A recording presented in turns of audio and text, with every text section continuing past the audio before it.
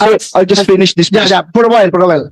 Sub judice, Your Honor. Let me remind you, so that this hearing is not questioning the issuance of warrant. Yes, I'll just finish this. It has a direct Pastor Kibuloy. connection. Please, let me finish. Yeah. But please listen to me, please, first. What the purpose of this hearing is to determine if there is really overkill in the implementation of the warrant of arrest. Yun lang man ang purpose ito. Wala kami pag-alam kung Sir, there is direct connection. bakit nagkakaso. There is direct. Just let me finish, Okay, Mr. Chairman. sige, wait. If I may, Your Honor, I think Please, tatapusin ko lang. You will have that your is time. sub You will have judice, your Your Honor. time. Sub judice, that goes into the very merits of the You will have case. your time, Attorney Torion. Yes, I know that, It is but part of but the that is transmitting of the Senate. that is improper. Order. This is my speech. You Yeah. cannot tell me what is improper. Yeah, order. I am the chairman. Please listen to me. Let us have an orderly conduct of hearing. So please, sir, kaya kita sinabihan, the purpose of this hearing is to determine kung indeed merong overkill yung implementation ng warrant of arrest. We are not tackle dito kung anong background, bakit nagkakaroon. Sir, may direct connection po, sir. Yes, Please I'm let me finish. going to connect. But I'm just reminding you, and I don't want to deprive you of your opening statement. You can continue, but pakinggan muna yung sinasabi ko na the very purpose of this is to determine if there is overkill. Thank you. Thank you, Mr. You Chairman. continue. Yeah. You continue. Tatapusin ko lang po ito. Anyway, this is part of the record of the Senate. Wala akong iniimbento. Lahat po ito ay galing din dito to. Noong itutuloy na kung na dapat ang pagmamasahe, tumayo siya at umupo sa harap ko. Sinimulan niyang tanggalin ang butones ng t-shirt ko hanggang natuluyan niyang tinanggal ang buong t-shirt ko. Noong nakahiga na ako, pumaibabaw sa akin si Kibuloy.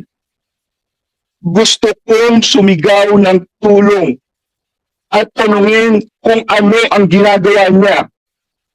Pero naalala ko na bawal akong mag-question. Nanginginig na ang katawang ko sa takot at nakatitig lang ako sa kisame. Pinipigilan ko na ang mga luha dahil sobra akong nagulat at walang magawa. Pagkatapos ay tuluyan na akong pinagsamantalahan ni Apollo Kibuloy. Noong siya ay natapos na, pumunta ako sa CR. Tulala pa rin ako. Nakatitig lang sa kisame. At dito nagsimula akong umiyak. Point of order, Your Honor. Nais Thank ko you lang very much. biglang diin na minor pa ako noong nangyari ang mga ito. Bakit ko sinasabi ito? Pakinggan natin ang akusasyon. Kung hindi totoo ito, okay, may karapatan sa sabihin na hindi totoo. Pero kung totoo ito, dapat lamang siyang managot sa batas. At dapat lamang gawin namin ang katungkulan namin. Alam kong binababoy ako, okay lang yun. Pero huwag bangin ang bata nito. Order lang po, order Yun lang po, Mr. Chair. For the record, the chair would like to express that yung lahat na sinabi ni Secretary Abalos were taken up in the previous hearing of the other committee. So that was already recorded in the Senate. So, tapos ka na, sir? Okay na, sir? Hindi pa ko eh. Ha? Sabihin niya ata si, ayaw niya akong patapusin eh. Your Honor, the point of order being that I think Secretary Abalos is a lawyer. That is actually sub judice, Your Honor. It is precisely the subject now of court trial before RTC Quezon City as well as RTC Pasig City. To quote directly from the declarations of an alleged complainant, Your Honor, would be delving into the merits of the case, which is no longer the issue in this case, because the issue in this case is whether or not there was excessive force in the implementation of the warrant of arrest. We are not into looking as to whether or not the allegations of one alias Amanda was true or not. That is subject within the jurisdiction of the court, because those cases have already been discussed and dismissed by the City Prosecution's Office of Davao City, and that has been pending before the Department of Justice for 4 years. Well, it was resolved, and our motion for reconsideration now, Your Honor, is still pending before the DOJ, even if warrants of arrest have already been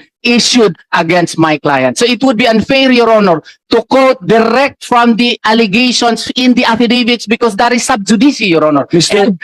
And Attorney Avalos knows that. Mr. Chairman, please. Sana nakikinig. Secretary Abalos. The chair rules that this committee is focused on investigating the subject at hand, which is the alleged overkill in the implementation of the warrant of arrest. So please, if I am asking Secretary Abalos if those issues that you are pointing is not connected to the investigation, please refrain from doing so. Mr. Chair? Yes, go ahead. Ay, okay. I'm sorry for my voice. Okay. Sana nakikinig lang, Mr. Chair, si Atty. Torreon sa sinabi ko. Hindi ko sinasabing guilty ang kanyang kliyente. Klaro naman ang sinabi ko. He is deemed to be innocent until his guilt is proven. At ito po'y nasa korte ngayon.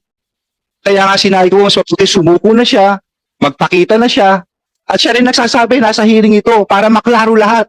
Because these are very serious allegations. And it's already people of the Philippines may warrant, hindi ba, Atty. Torreon? May warrant. Oh, Sir, may warrant. Please, order. Please, walang personal na confrontation dito. Please address all your statements to the chairman. Lahat ng sabihin ninyo, i-address nyo sa chairman and not to each other. if I may, Your Honor, if I may. Yes. The problem with the statements of Secretary Abalos, he being a lawyer, is that he quoted verbatim the allegations in the affidavit complaint, which is now actually on trial before two courts, Your Honor. So that is clearly improper because the issue in this case is not the validity, the truthfulness, veracity of the contents of the affidavit complaint.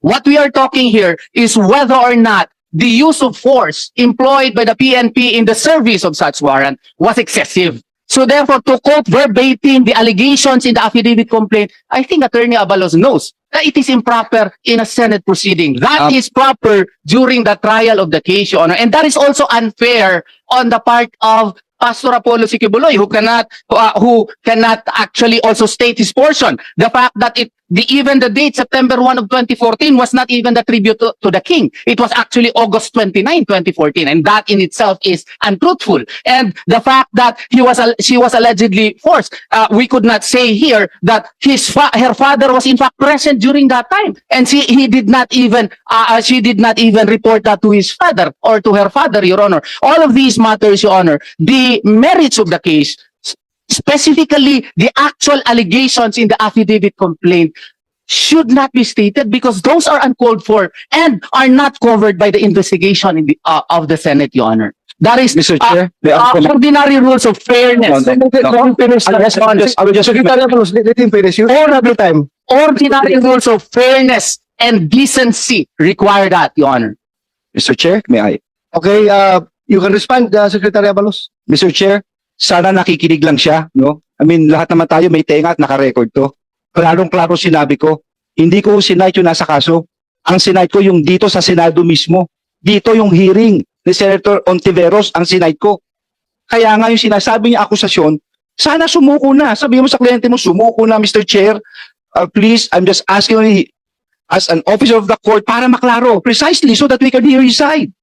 With due respect, Before you respond, Atty. Torreon, I would like to say na yung sinasabi ninyo is you may claim it as relevant to the issue at hand, but it is not germane to the investigation that we are conducting right now. So it has already been recorded in the Senate hearings.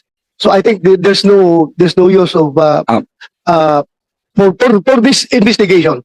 It's not germane already.